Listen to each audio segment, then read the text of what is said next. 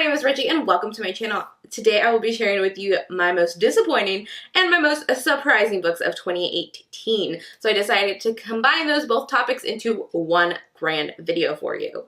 The surprising books on this list are typically positive. These are books that I enjoyed quite a bit, didn't think I would enjoy them as much as I did. However, while I loved them so much, they weren't my favorites of the year. So they weren't on that list, but I still felt like they deserved the spotlight. On the other side of that, we have the disappointing books. These are books that I really hoped to enjoy and just did not.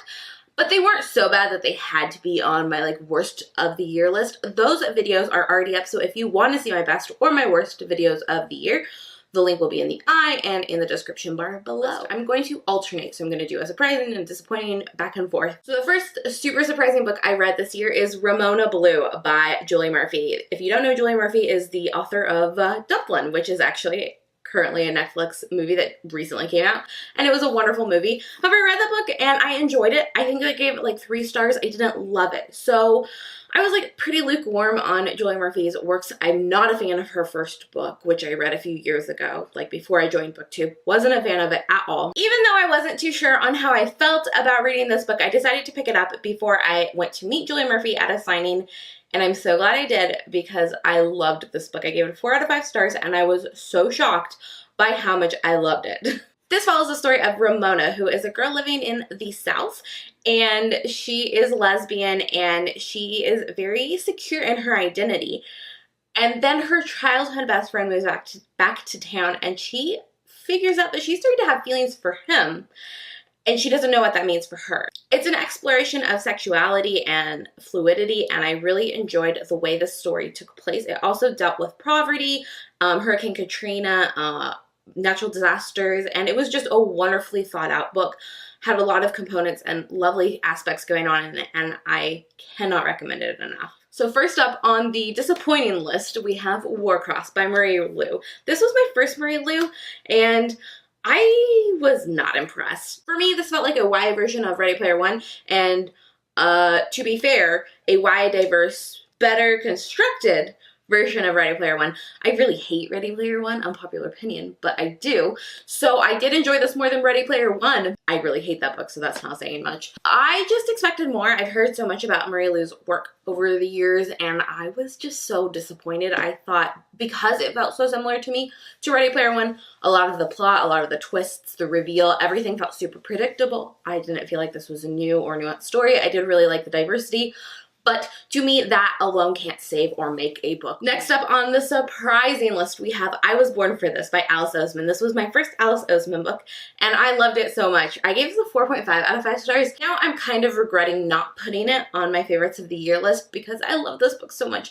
I think I should bump it up to 5, and I already really want to reread it. I definitely want to own it. I think this book is so special. If you don't know, I Was Born for This by Alice Oseman is the story of a girl who is a fangirl. The story starts as our main character is meeting her online best friend for the first time. They're both major fangirls of the ARC, and that's how they met online. The ARC is like a boy band in this world. It's so great. This is a dual perspective. It follows our main character who is a fangirl, and also it follows the lead singer of the ARC, and it is so fantastic. Deals with anxiety, the complexities of being a young person online, the complexities of being a fan, and I loved this book so much. I really was so shocked by how much I loved it, because you say boy bands, and I was not that really into boy bands as a kid, so I never am super excited or nostalgic for the idea of boy band books like some people are. However, it doesn't matter if you like boy bands or not. This book is so good.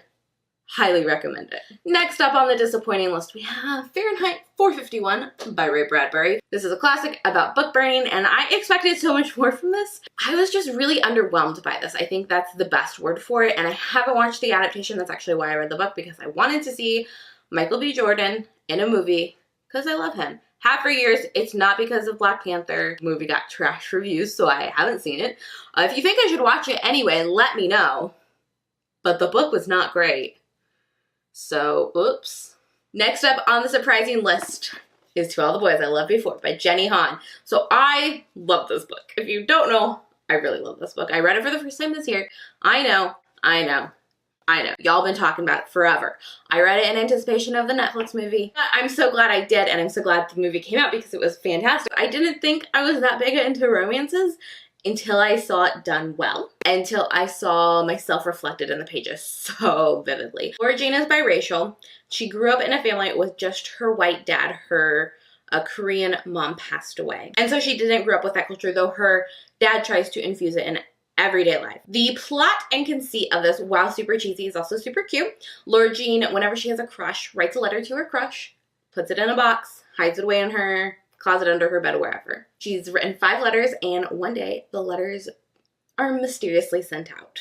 So this story starts as Laura Jean discovers the letters are out and has to try to prevent that from like just blowing up in her face. Jenny Han in this book describes exactly what it feels like to be a person that's biracial, but who also in a way doesn't feel as connected with that identity as they want to. I can't describe to you how much I related to this book and this trilogy as a whole in a lot of ways. Next up on the disappointing list is Illuminate by Amy Kaufman and Jay Kristoff. This book is so hyped on BookTube that I was just so disappointed with it, and I can't even describe to you how sad I am that I didn't love it. I felt like this book was kind of boring, kind of flat, kind of predictable, until this point where this thing happens and this reveal is so interesting and so nuanced, and I was here for it and I was loving it.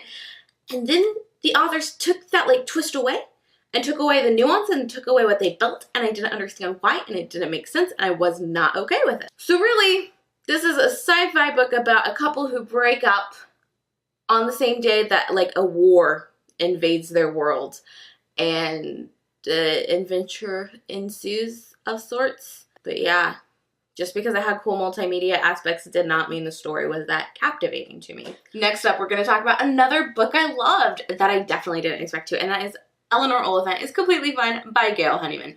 Wow, I did not expect to love this book as much as I did. In fact, I considered putting it on my favorites of the year list just because I was so blown away with how much this book made me feel.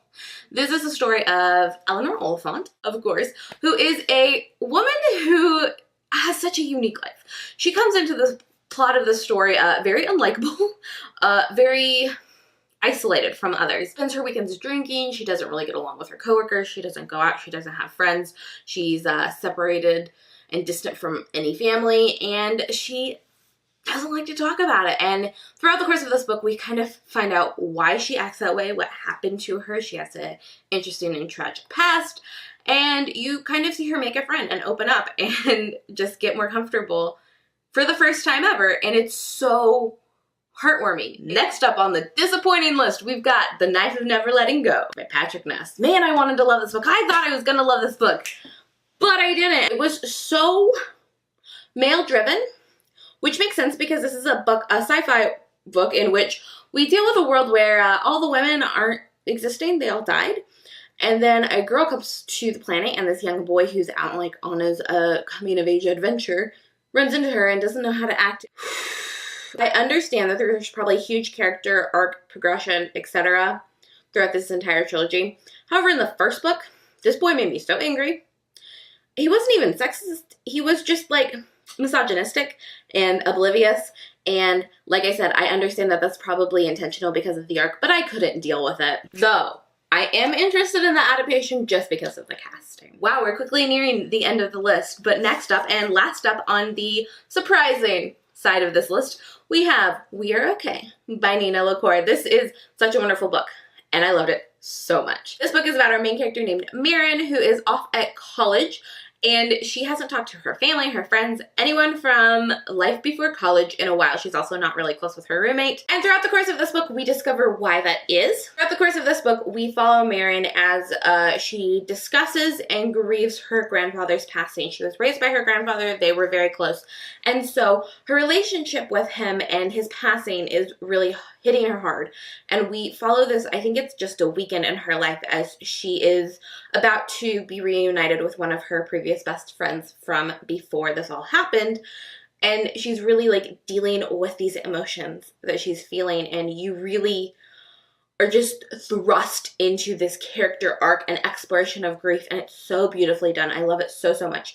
I think had I read this book at the time I read My Grandmother Asked Me to Tell You She's Sorry by Frederick Bachman, I would have had a very similar reaction to this book as I did to that one, because that was like a very healing book for me after my grandfather passed away. I didn't need the healing process when I read this book, but I still so wholeheartedly related to it. However, I think this can be a very healing book, or at least help you not feel alone if you're currently going through grief. I thought this was beautifully done, and I was really wowed by this book. It is slow-paced, so if that's not your thing, maybe don't pick it up, but I love slow-paced, character-driven stories. They're like my thing, so it's wonderful. Are you ready for my most disappointing book of the year? I don't know. I'm worried you guys are all gonna hate me, but it's Daughter of Smoke and Bone by Laini Taylor. Why did no one tell me this is like the worst case of insta-love ever in existence? And don't say it's not, because it is. Look at the reason it's not. Look at that side of it, and that was also insta-love. So like, no. I just expected so much from this book. So many people tout this to be one of their favorite books ever. I mean, no amount of beautiful writing can save for the second half of this book. It was so jarring and different from the first half. I didn't feel like a reveal or more of a world was opened. I feel like everything that was established in the first half was thrown away. And that's so disappointing. That's like my least favorite thing to ever happen in books. And like when authors do that, it makes me very sad. I was so excited for these books that I bought all 3 of them. Had them on my shelf for years. Finally read the first one, like I said. Was so disappointed in it, I unhauled all 3. I have no interest in owning them. I can't imagine that I would like the second and third one so much that I'll be like, oh, I need to own the whole trilogy, even though I kind of hate the first book. I liked so much of this book. Like the first like 100 pages, I was like, oh, this is gonna be like the best book ever. And then like as soon as I had that thought, it all started to crumble. Karou was super interesting and dynamic. And then the like second half just like destroys it all for me. I think we were thrust into this world once we finally get a taste for it way too quickly, too abruptly, and like I said, the thing that happens in this, I'm just not a fan of. I don't like that. It didn't work for me. So none of these books are like hated or like the best books ever. However, they were books I loved and thought you should read, or books that I really didn't like and was so disappointed in that I don't think you should read them unless you really want to. Like, I'm not here to like rain on your parade. If you love these books or hated these books, cool. We're all entitled to our own opinions. That's what makes BookTube so great. So that is all for today's video. If you enjoyed it, give it a thumbs up. You should also follow me on my social media networks. That way we can hang out when we're not on YouTube. But that's all for today's video. So I'll see you in the next one. Bye!